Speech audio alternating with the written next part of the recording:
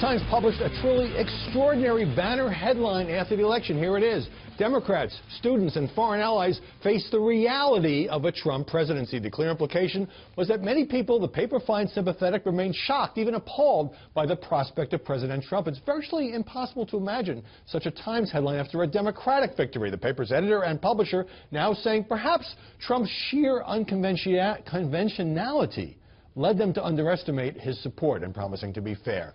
This is some journalists and even some media critics question how the news business so utterly botched this high-stakes election that so many expected Hillary Clinton to win. It's hard to be a parent tonight for a lot of us. You tell your kids, don't be a bully. You tell your kids, don't be a bigot. They're afraid of, how do I explain this to my children? Donald Trump will take his place now among the racists who have lived in the White House. Everyone's emoting tonight. And as my deceased mother would have said, suck it up, Buttercup. It's not fun to lose, but not everybody gets a trophy. Laura Ingraham, according to a report in The Hill, under consideration for White House press secretary. Joining us now to analyze the coverage of the election and its aftermath, Erin McPike, a political commentator and former reporter for Real Clear Politics. Kristen Soltis Anderson, a Washington Examiner columnist and a Republican strategist. And Julie Roginski, a Democratic strategist and Fox News contributor. Erin, the election is over, and it seems to me that there are still major elements in the media that are kind of being hostile to President-elect Trump. What explains that? I don't know what explains it, but there's still obviously a lot of shock. You showed the New York Times headlines from Thursday morning, but we continue to see headlines in the New York Times that are of resignation. I would point you to the Washington Post, where the headlines are more of intrigue and an openness to cover what is to come. But we even saw that Arthur Sulzberger Jr. put out this memo to readers on Friday saying we got it wrong, as you mentioned. They're still trying to figure it out, but they haven't quite gotten there yet. We are seeing today, I looked through the pages of the New York Times, not just the front page, and they are doing stories now on what is actually going on in the Rust Belt. Where were those stories after he won the primary? Well, where were the new to the country stories? The media consensus was the Rust Belt wasn't in play. Hillary Clinton had it locked up. Here's a story in the New York Times. It's a news story, Kristen, from when he met with President Obama at the White House. Mr. Trump, whose campaign drew support from white supremacist groups, sat in front of a bust of the Reverend Dr. Martin Luther King Jr. So are the media risking their credibility with these kinds of news passages and headlines? There are a lot of places, when you look at the election returns, that voted for Obama quite heavily 2 elections in a row. Places like Luzerne County in Pennsylvania that have now flipped and become Trump country. These are not places that have been rejecting President Obama all along. These are places that, for economic reasons, have changed their attitude and decided that Trump is the person who's most likely to... Right, so why did the press not pick up on that during 18 months of campaigning? I think, you saw in a lot of polls that you always had the white working class leaning towards Trump. What was missed was that a lot of, for instance, college-educated white voters, etc., were breaking for Donald Trump. Black voters, Latino voters, the exit polls suggest, broke for Donald Trump in much higher margins than the polls would have suggested. So I think that's actually the group that the media missed. It wasn't the white working class so much, because we knew that they were going to go for Trump. It's a lot of white college-educated professionals, African Americans and Latinos, who voted for Trump, even though the media said that would be impossible. Julie, it seems like some in the media just can't come to grips right now with the fact that Trump won. What do you think of that? And why don't you start with your own reaction when you came out of the train station here in Washington? I did. I came here yesterday. I walked out of Union Station. I looked at the Capitol where I used to work, and I said, I just can't believe it. And I think a lot of people, not just in the media, but Democrats like me and others, are in disbelief. I will say, and having thought about this, I think the conclusion that I came to is people like me, and I'll put the blame on myself as well as the media, live in an ivory tower. We live in Washington or we live in New York. We aren't worried necessarily about putting our kids through college. We can afford to do that. We're not worried so much about paying for our health care. We can do that. We're not worried so much about making our mortgage or our rent payments.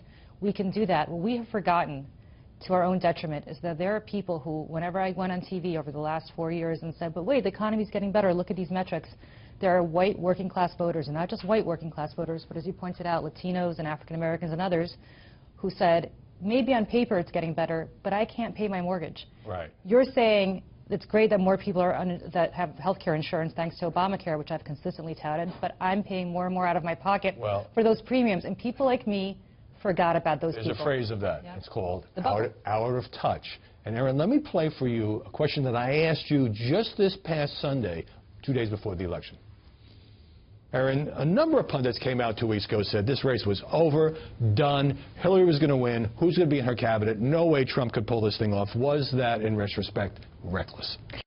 And you basically said that it was, and this is when no one thought Trump was going to win. So if virtually all of the media were wrong about Hillary Clinton winning this election, what does it say? I mean, Politico had a headline that the morning of the election, Trump needs a miracle. How do we now have the pundits coming on saying, well, we're going to tell you what's going to happen in this thing that we said was not going to happen? What do you mean? That the pundits are going to say what's going to happen in a Trump presidency? Yeah. We all just need to cover what's going to happen over the next 70 days. Actually cover what Trump is going to do. Start asking him those questions.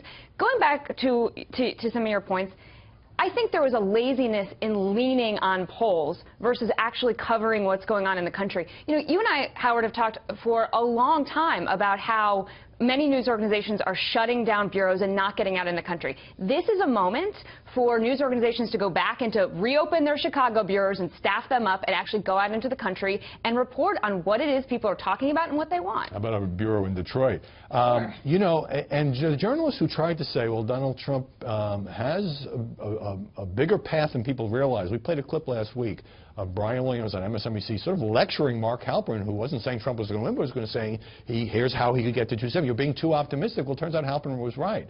So even when the data were there was a sort of a groupthink about it, was it not? Well, there were some states where it was a groupthink problem. So, for instance, in the state of Pennsylvania, the polls only showed Clinton with a slim lead in Pennsylvania, but this narrative was, well, Pennsylvania is always loosey with the football, right? Republicans always think they can win Pennsylvania, but they can't. So there, it was people misreading the data. But there were other states, I mean, Wisconsin, the polls were off by over 6 points. You had a state like Michigan, the polls were off by 3 points. You had Ohio, the polls off by 5 points. The polling errors were not uniform across the country. Polls got some states like New Hampshire, Virginia, perfect. But it was just the right combination of states that led people to think there were pieces that were completely off the board, especially in the upper Midwest. Upper Midwest, right. And if you actually consider those states in play, then suddenly your 80% projection for Clinton has to become much more even. A lot of changes now in the media. For example, Corey Lewandowski, Trump's first campaign manager, resigning from CNN, where he'd been a commentator, is likely to go into the Trump administration. Let me put up on the screen for you the cover of People magazine. It's kind of a standard post-election coverage. You see it there, President Trump. Now inside there's a photo spread dealing with Ivanka Trump and so forth. The magazine took so much heat over this, including from some Hollywood celebrities who said, we're never going to give interviews, we're going to boycott, that the editor had to put out a statement saying this isn't a celebration, it's a news story. Well, he's right, it is a news story. What I find interesting about People magazine is they had their own reporter saying that Donald Trump had assaulted her. And yes, former People writers said this happened a decade ago. This doesn't change that allegation. It doesn't change that at all, but I find interesting is that the same editors who came to her defense are now putting this out. I think there's a little incongruity here, and what I find interesting to some extent is there has been, from the media, not with People magazine specifically, but there has been a way of covering, for example, Hillary Clinton that now, I hope, the same kind of attention turns to Donald Trump. For example, the conflict between the Trump organization and their finances and what President Trump will do. Something like that is very important for the media to focus on, and I feel like... What are these outlets supposed to do? Just like pretend he didn't win the election, not have a headline about President Trump? No, they should cover it, but they should cover it as vociferously as they covered her. Here's the thing about People magazine. When you are a reporter, you very much want your editors to have your back, and you want them to stick up for you when you've written a story and someone says that's not true. But you can't ever believe that in any dust-up that you get into, or any serious event as she did, that they're going to upend their entire editorial mission. Most magazines around this country are going to put the president-elect on the cover. That's just a fact. Our business. But you can't have them change their editorial. Let me get to, you know, everyone knows there's been anti-Trump protests in major cities around the country, and Trump riled some people up by tweeting that this was being incited by the media. I don't know if that's true. But this question of his use of Twitter, he's got 15 million followers, came up in an interview that will air tonight on CBS's 60 Minutes. Leslie Stahl asked him whether, as president, he would continue to be quite so vociferous on Twitter. Take a look. When you give me a bad story, or when you give me an inaccurate story, or when somebody other than you in another network or whatever, because of course CBS would never do a thing like that, right?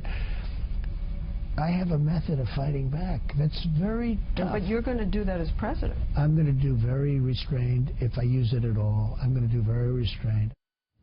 Importance of Twitter, and do you believe President Trump will be I very think restrained. Donald Trump has uncovered that people are interested in getting their information straight from a source, straight from a candidate, rather than through the filter of perhaps the media.